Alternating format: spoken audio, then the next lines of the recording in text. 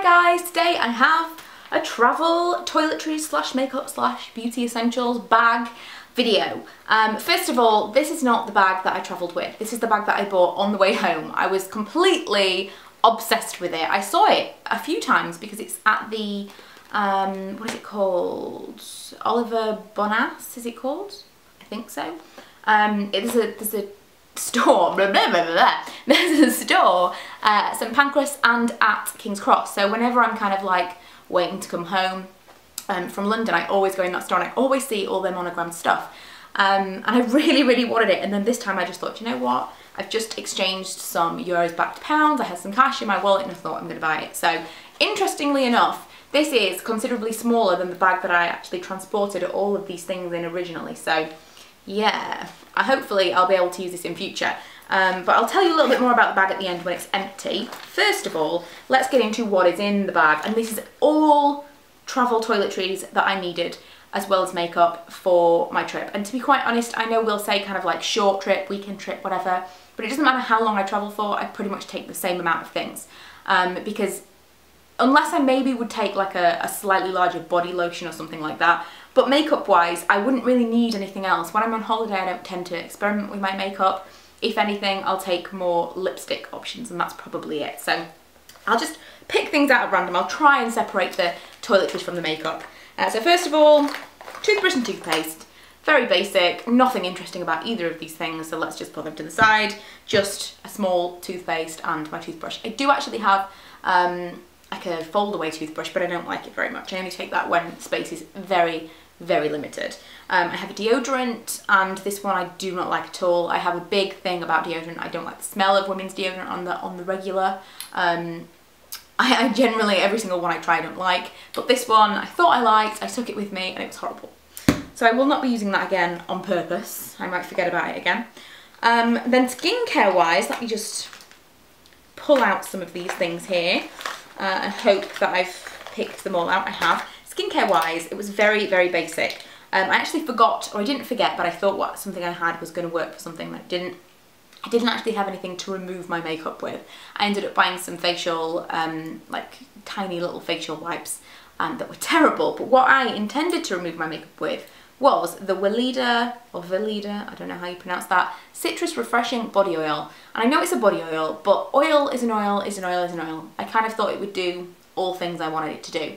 But it wasn't quite thick enough to remove my makeup. So I brought this, I used it on my body, I used it in my hair, I tried to use it on my face to remove my makeup, but it didn't really work. So that was nice enough, but it didn't do what I wanted it to do. Not its fault, my fault, but you know what I mean.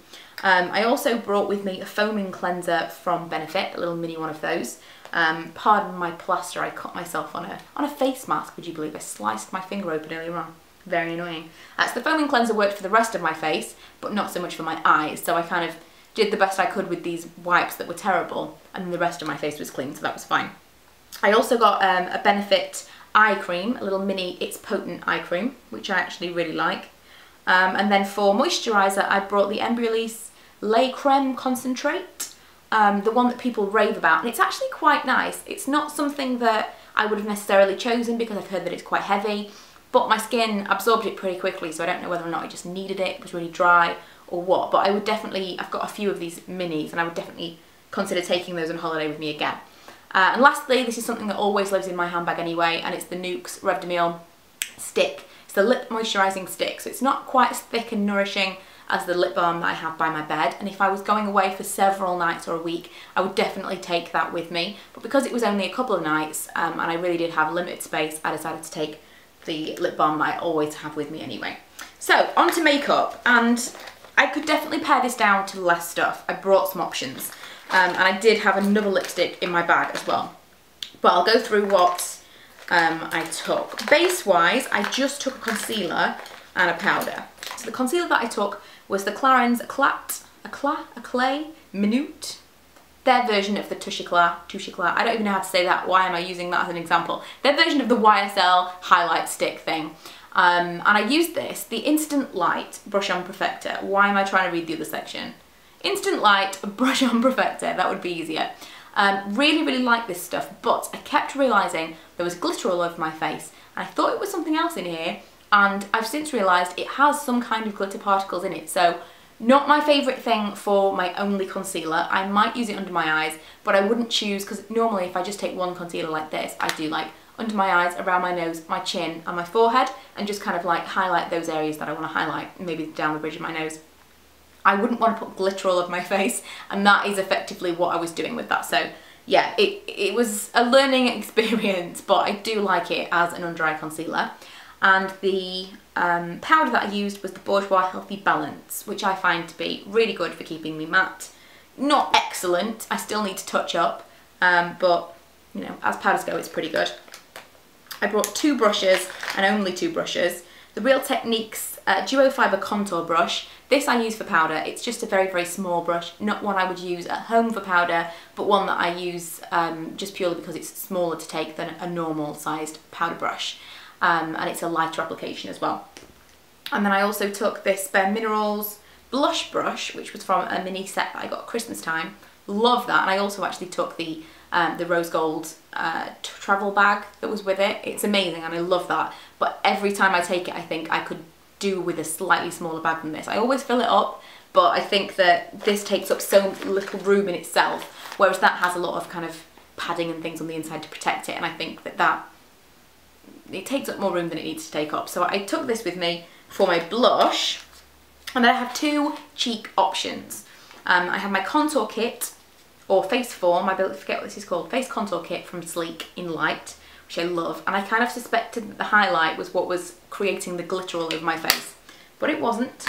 And that's what I wore most days, but I also chose to take this, which was the mini The Balm How About Them Apples Cheek and Lip Balm, and it's this little one. And I'm actually wearing this today. I really like this. I wouldn't necessarily buy the full size, but I like that it's a very small amount of something, and this, because of how little I would use like a cream blush, I like how small it is. I also have one from Bourjois, one of their velvet ones. I think it's called Velvet Nude, and that's also very, very handy, a very, very small compact size for travel. So 1, if you're not going to use a cream blush all that often, or 2, if you're thinking of for travel, either of those would be great. But I think I got this as a sample in my Birchbox or something, so I took that with me. And because it's so small, I don't mind kind of throwing it in as an option. And I didn't need a brush or anything like that. I took 2 eyeliner options. The first one, that's not it. The first one is the Rimmel Exaggerate eyeliner. And this is the liquid liner in black. I love this. It's one of my favourite all-time liquid liners. Slightly more difficult than I remember, because I bought it recently because I haven't had it for so long. Put it in my bag and just thought, oh, I'll take that with me. I know I can use it. And it is a little bit more difficult to use than I remember. And I think the problem with liquid liner is as you get older and your eyes aren't quite as tight as they used to be, and mine are hooded to begin with, so they were never kind of really, really taut.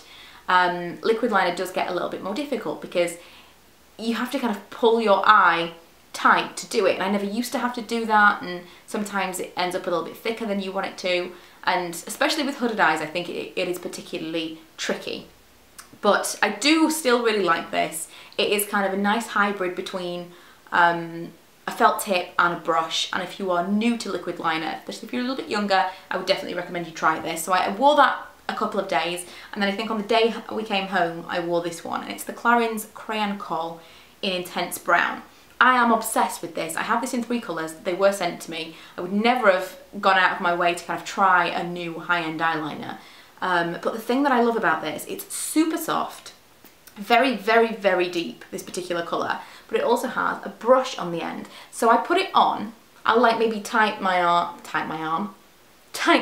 of my eye and kind of put it on in a smudgy way, and then I blend it out with this. So it's just so easy to apply, and it creates a smoky eye so easily. So I didn't take any other like eyeshadow or anything like that, because I knew that if I wanted a little bit more of a depth smoky something, I could create it with this, and I love it. The only problem I do have with it is it doesn't last very well. It kind of tends to kind of fall down under my eyes, and I'm trialling it with multiple different primers at the moment, and I'm trying to make it work in a way that I know I can wear it more often. So I love it, but it just doesn't seem to stay put.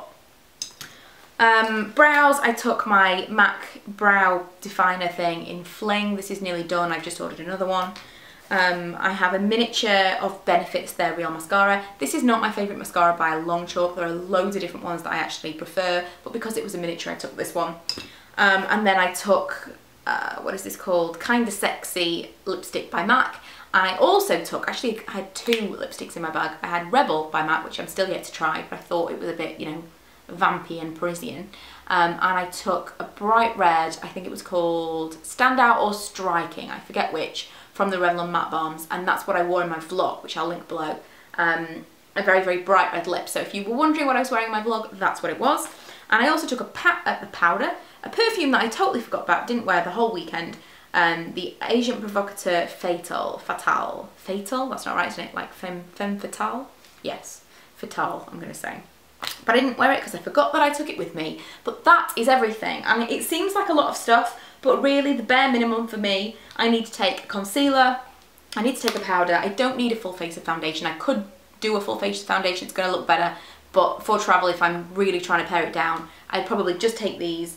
And then potentially I could just go with the blush, but I know I'm more likely to go with the Sleek contour kit, maybe an eyeliner, but at very, very least I need a mascara. I hardly need anything for a full face of makeup these days. I feel like I can really, really keep it very, very minimal and be happy. Normally, I can keep everything pretty minimal, and as long as I've got a bold lip on, I feel like I've got a lot of makeup on and I'm cool. So yeah, I managed to pack pretty light, I think, and given that this is this is how big the bag is that everything fits in, I'm pretty happy with that. So we're going away at the end of this month with the kids for a few days, and that's probably pretty much what I'll take with me that time as well. So I won't be repeating this video, but hopefully it was useful.